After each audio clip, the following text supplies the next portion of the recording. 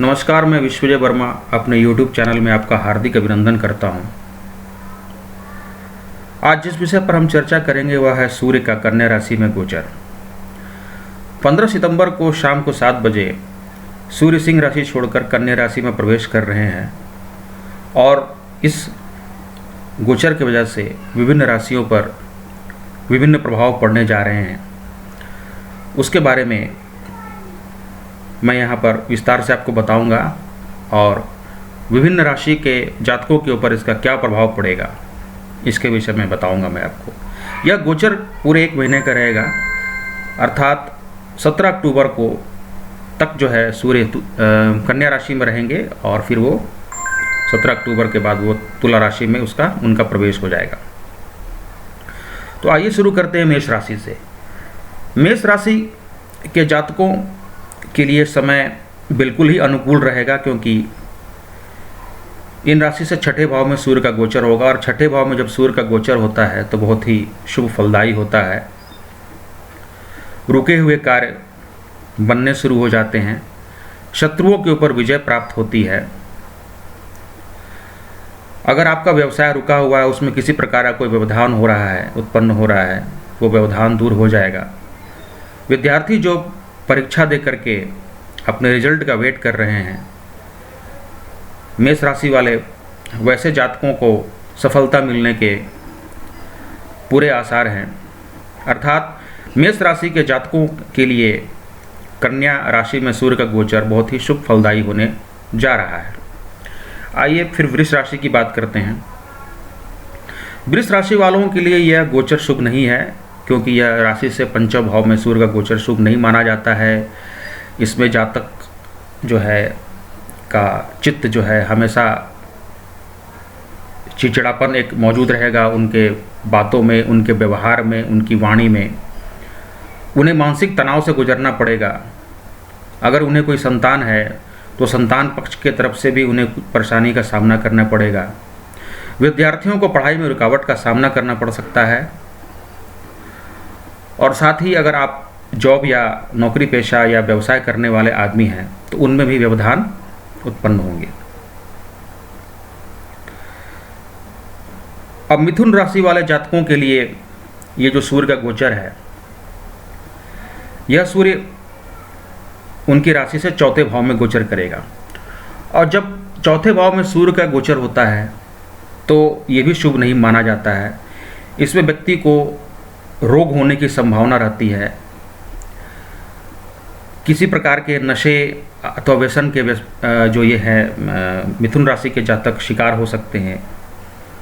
इस बातों का आप थोड़ा ध्यान रखेंगे। अगर ऐसे जातक जो पहले नशा करते थे और वो नशा से मुक्त हो चुके हैं, इस अवधि के दौरान उनके अंदर एक जिज्ञासा जागृत होगी कि मैं दोबारा जो है नशा करूं या उस व्यसन की ओर जाऊं। तो ऐसे जातकों को सावधान रहने की ज़रूरत है। मिथुन राशि वाले जातकों को परिवार में बेवजह कलह हो सकती है। माता पिता का स्वास्थ्य आपको बाधित हो सकता है। तो कुल मिलाकर यह कहा जाएगा कि मिथुन राशि वालों के लिए ये गोचर बिल्कुल ही अच्छा नहीं है। अब कर्क राशि की मैं बात करता हूँ। कर्क राशि में सूर्य का गोचर जो है ये तीसरे भाव में रहेगा और तीसरे भाव में जब सूर्य का गोचर होता है तो आत्मविश्वास में बहुत वृद्धि होती है। व्यक्ति बहुत कर्मठ हो जाता है और अपने कर्मठ मेहनत से व्यक्ति सफलता हासिल करता है। इसमें संपत्ति के लाभ होने का भी पूरे योग और पूरे आसार बन रहे हैं। भाग्य भी इनका प्रबल रहेगा। लेकिन एक बात ध्यान देने लायक है और ये बिल्कुल ही इस पर आप विचार करें और इसको सही तरीके से देखें कि भाई बहनों के बीच के जो संबंध हैं वो बिगड़ने के पूरे आसार हैं। तो ऐसी परिस्थिति में जो है, जैसे कि मैंने पहले ही बताया कि इस दौरान पारिवारिक कलह भी हो सकते हैं और भाई बहनों के बीच विछोह की संभावना भी बन सकती है। अब सिंह राशि वाले जातकों के द्वितीय भाव में सूर्य का गोचर होगा। द्वितीय भाव में सूर्य का गोचर हमेशा धन का नाश करता है, वाणी में कठोरता लाता है आपका जो अर्जित किया हुआ धन है वह व्यर्थ में किसी नाना प्रकार के कार्यों में उसके खर्च होने की पूरी संभावना रहेगी। अतः अपने संचित किए हुए धन का सही प्रबंधन करना आपके लिए हितकारी रहेगा। पारिवारिक कलह हो सकती है और आपके आंखों में भी समस्या हो सकती है। अब कन्या राशि वाले जातकों जिसके ऊपर सूर्य का गोचर अभी जो है 16 सितंबर को रात को शाम को 7 बजे होने जा रहा है, वैसे जातकों को भी विशेष रूप से सावधान रहने की ज़रूरत है, क्योंकि जब प्रथम भाव में जब सूर्य का गोचर होता है तो ये भी अच्छा नहीं माना जाता है। इसमें अकारण यात्रा होती है, मानसिक रूप से व्यक्ति परेशान रहते हैं, किसी प्रकार के सिर में चोट रहने की संभावना रहती है, शत्रु पक्ष से व्यक्ति को परेशानी उत्पन्न होती है, व्यवसाय नौकरी पेशा करने वाले व्यक्ति जो होते हैं उनके कार्यों में बिना वजह रुकावट आने की पूरी संभावना रहती है। अतः कन्या राशि वाले जातकों को इस दौरान काफ़ी सावधानी बरतने की ज़रूरत है। आइए अब तुला राशि का हम बात करते हैं। तुला राशि में वाले जातकों के लिए सूर्य का जो है गोचर वह 12वें भाव में पड़ेगा, और 12वां भाव हमेशा धन का नाश का भाव माना जाता है, अर्थात व्यय स्थान माना जाता है।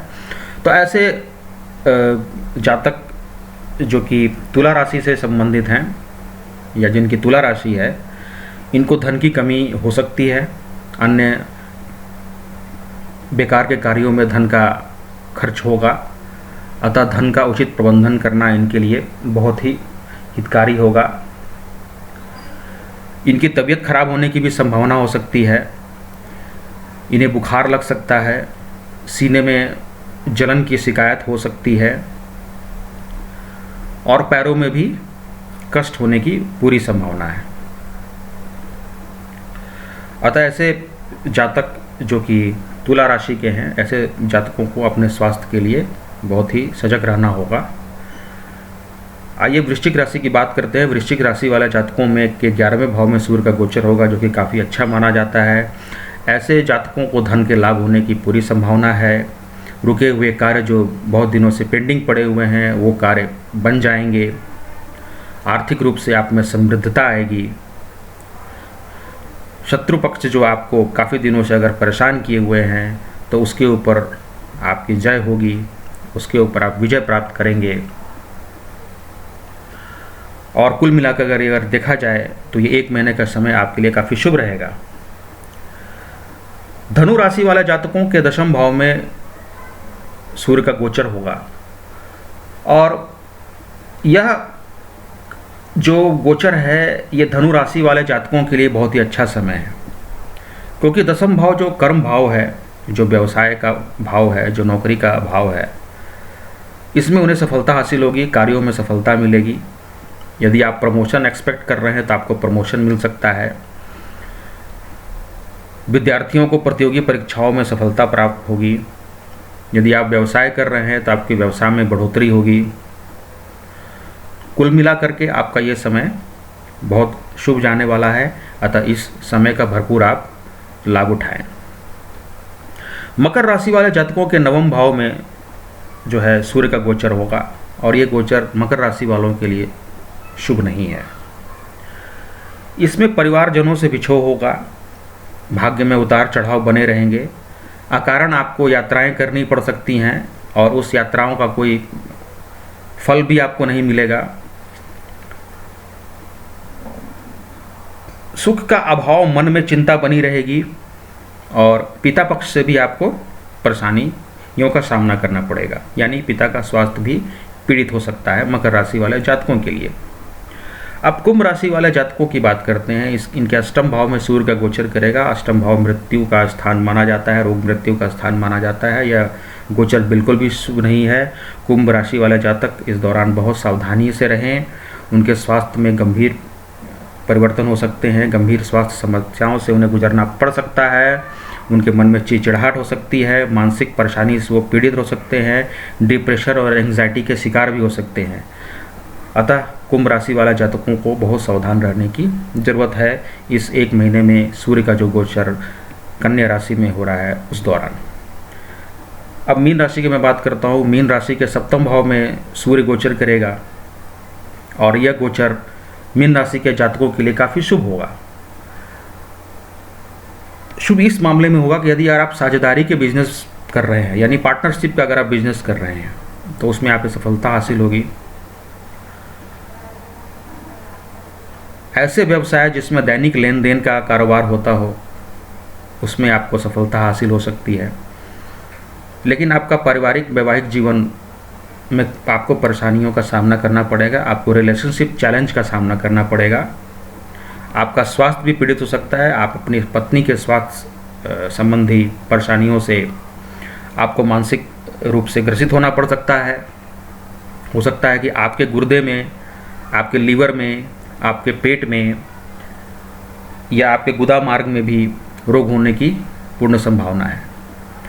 अतः मीन राशि वाले जातकों को अपने स्वास्थ्य, अपने पत्नी के स्वास्थ्य के प्रति बहुत सचेत रहने की आवश्यकता है।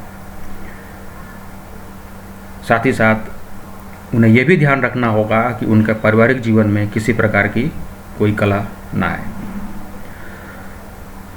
तो ये मैंने बताया कि जब कन्या राशि में सूर्य का गोचर होगा कन्या राशि में, तो यह इस एक महीने की अवधि के दौरान विभिन्न राशि के जातकों के ऊपर क्या प्रभाव पड़ेगा। अब अगले महीने 17 अक्टूबर को जब सूर्य तुला राशि में प्रवेश करेंगे, तो उसका प्रभाव विभिन्न राशि के जातकों के ऊपर क्या पड़ेगा, ये इसका वीडियो में मैं लेकर के आऊँगा।